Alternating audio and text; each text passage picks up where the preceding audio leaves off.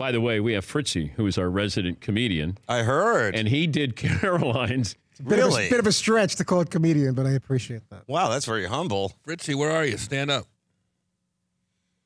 He looks like a comedian. He does. Does he?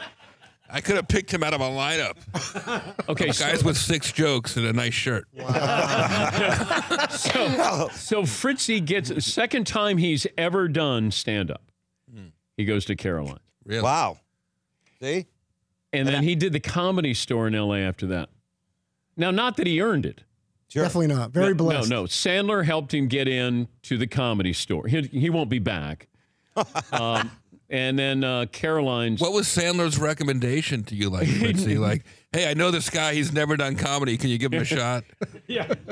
That's pretty much how it went down. He's really good with a computer and sports, and he wears a headphone for no reason. I like him. Okay, so he did Caroline's, and you guys have all had these moments where there's crickets. No one, so they don't know him, and nobody's laughing. Maybe that's the sport Fritzy should cover, crickets. I like him. He got roughed up. He got roughed up, but that's a tough one. Like it, you guys know what that feeling's like. We haven't done it, and I give him credit, but after a while, I don't know if I should shut him down now. Like, when do you know when you're not? Jeff Garland came on, and he was livid that Fritzy said he's dabbling in comedy. And Jeff Garland said, you have to do a mandatory or a minimum of 500 stand-up before you're any good. Well, I'm going to say it right now. I don't know you, but I do know this, that you should live the dream. And the cool thing about your man Fritzy is that he's already dressed for his next gig running a bowling alley. I like that. The shoes are supposed to smell that way. Do you explain jokes? Because Fritzy has a problem where he tries to explain the jokes so you'll understand it. Well, you know what? I was going to say, like, I don't know what the time thing is here, but I would like to hear a joke from Fritzy already. I mean, I've heard a lot of I've heard a lot of smoke. I want some sizzle already. Okay, can you guys put your headphones on? I'm gonna play. This was his opening bit. Does Dave have headphones? I don't think Dave understood English. This is one of now I look like one of Jeff's best put downs. Ready? Okay. This is the opening line at Caroline's. Okay. So here's Todd Fritz. The show is Bumping Mics on Netflix with Dave Attell and Jeff Ross. Here we go. So I'm at a sporting event the other night, and at least 3 different people come over to me asking if I'm sitting in their seats.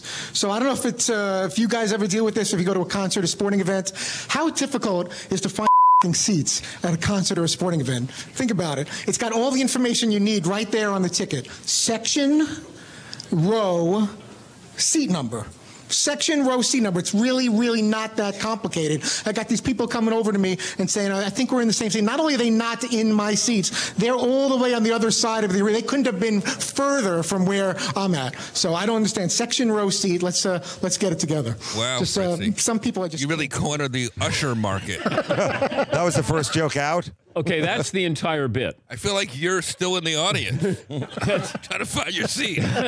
It's kind of like when you get on a plane and they tell you all that information you're not going to listen to, but you might need it. Because I said there's observational humor, but you have to have humor. and he had the observation. Yes. You're leaving out stage presence and a clean shirt. No, but that's being too tough on him. I mean, honestly, what kind of crowd was it that night? Because, remember, the crowd's an important part of every joke. Was it a Monday night or? Monday night. Tourist. Yes, Eaton. The people that Fritzy was bookended with, though, the person right before him and the person right after him, crushed. Oh, okay. So what do you think, Fritzy? Are you going to keep that joke or are you going to let it go? I let it go immediately because I said that at Caroline's, but I did not use it at the Comedy Store. See, right away, you're like 2 years ahead of most guys who start. They're like, it wasn't me, it was the crowd. And then you hold on to these, these like stinkers, Well, you should really just like bury them in the cornfield. Unless I had some kind of better ending, which you guys would do much better than me as far as turns out that I was in the wrong seat all along was one of the suggestions. No, really. No, that joke doesn't need more setup, honestly. That's like when I tell my mom over the phone how to unplug the toaster.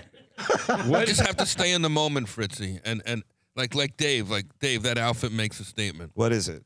I know how to delete a hard drive in a hurry. There you go. I knew that was coming. I'm more panicked. I'm more panicked that people will think that clip was our show that you played. For more Dan Patrick Show, tune to Audience Channel 239 on DirecTV or download the Dan Patrick Show app.